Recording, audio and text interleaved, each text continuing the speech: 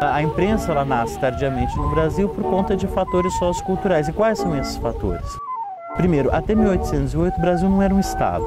O Brasil ele era um complemento de Portugal, um espaço onde a coroa vinha, fazia o que bem entendia, voltava e não tinha autonomia. Então não tinha informação, não tinha necessidade de circulação de informação. Porque a imprensa, acima de tudo, ela atende a uma necessidade. A necessidade que as pessoas têm até hoje de se manter informadas, de se manterem atentas ao que está acontecendo, de conhecerem o que se passa ao seu redor, principalmente o que se passa em termos de política, em termos de economia, em termos de assuntos que interferem diretamente no seu cotidiano. A imprensa chega em Taubaté bastante tempo depois que chega no Brasil. A imprensa brasileira, então, de 1808, Taubaté só em 1861. E Taubaté não teve ainda o privilégio de ser a primeira cidade da região a ter imprensa, né? A primeira foi Guaratinguetá, que inclusive teve 2 jornais antes de chegar a imprensa em Taubaté. Mas era um momento, em 1861, em que Taubaté estava no auge, ou então estava, assim, digamos, como centro das atenções, né?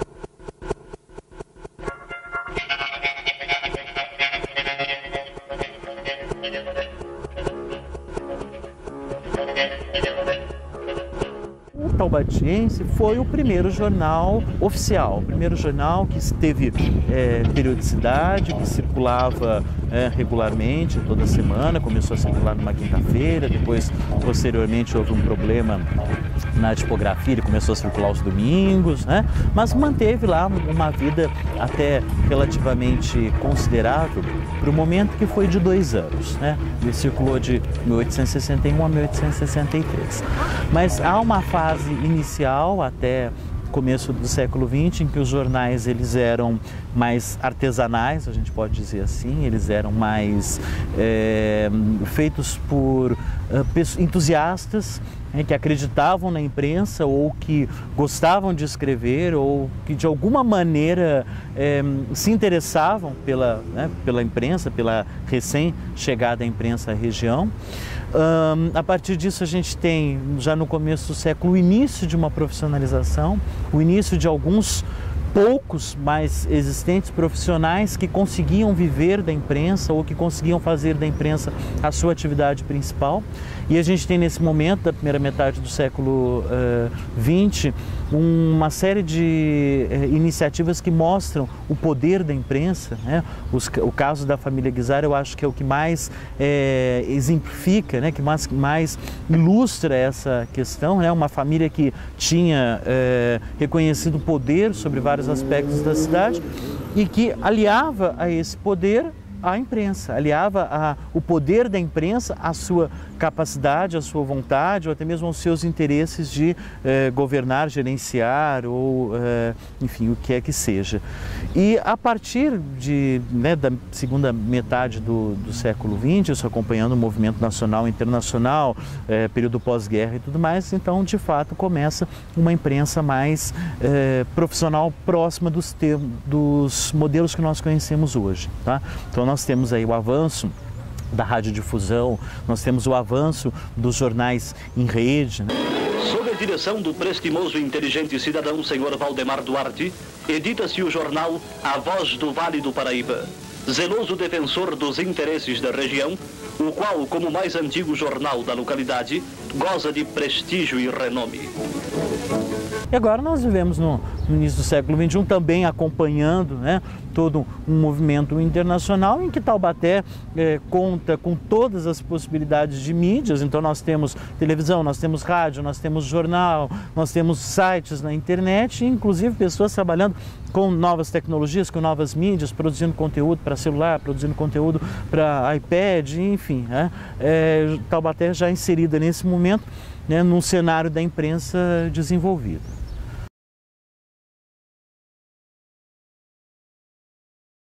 O livro do Antônio Melo Júnior, a gente pode dizer assim, que é a obra mais completa que existe sobre a história da imprensa Taubaté. Representa a documentação histórica, cronológica da imprensa, né, de Taubaté, de todos aqueles que se movimentavam intelectualmente e que escreviam, né, nos jornais. Se nós pensarmos que ela foi editada em 1983, a gente pode dizer, nossa, mas já faz quase 30 anos, né? Está defasada. De fato, há muita coisa para se complementar, mas que não foi feito ainda. Não foi feito, porque o trabalho que ele fazia era um trabalho fantástico e era um trabalho que hoje, se nós pensarmos, né, de caminhar no escuro, procurar publicação por publicação, resenhar, fazer o inventário e descobrir as informações, tal como se garimpa o solo atrás de pedras preciosas, era mais ou menos isso que ele fazia. A hemeroteca foi feita o seguinte, ele tinha-se uma quantidade de jornais lá, jornais que foram montuando. E meu pai, para fazer esses livros, ele teve que consultar, e um dos lugares que ele teve que consultar foi o museu. Aí ele aproveitou e já organizou isso, foi pondo, foi lendo tudo aí, foi classificando. E a partir disso ele resenhava e acrescentava informações adicionais que ele ouvia de profissionais, de colegas, de intelectuais, de pessoas que conheceram de alguma maneira a história dos jornais. Isso é muito importante porque é o ponto de partida para todas as nossas pesquisas. Não há em Taubaté, ou até mesmo fora de Taubaté, porque a gente deve pensar que a história da imprensa na cidade, ela tem algumas peculiaridades por conta, como eu disse, da rede do Valdemar Duarte, do CTI Jornal, que teve uma importância bastante significativa como um jornal empresarial, num momento em que a imprensa dentro das organizações quase não se fazia, quase não existia, né?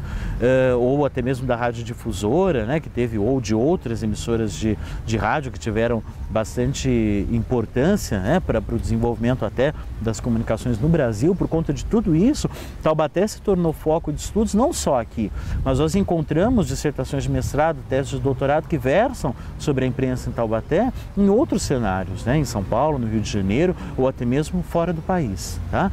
Mas todos esses trabalhos, às vezes alguns mais amplos, como teses, dissertações, ou alguns mais sucintos, como artigos publicados em revistas, ou até mesmo artigos publicados em jornais, todos eles passam necessariamente pelo Antônio Melo Júnior.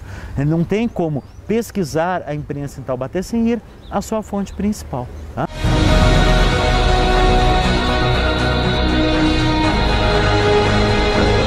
Como os livros já terminaram, ninguém ia acabar sumindo tudo, desaparecendo tudo, né? E esse trabalho é um reconhecimento, evidentemente, à figura do meu pai, que fez isso sem a ajuda por iniciativa por todo dele só. E que agora, com essa difusão, com esse tipo de trabalho, vai ter pro resto da vida. Daqui a 200 anos, se alguém quiser, tem essas informações.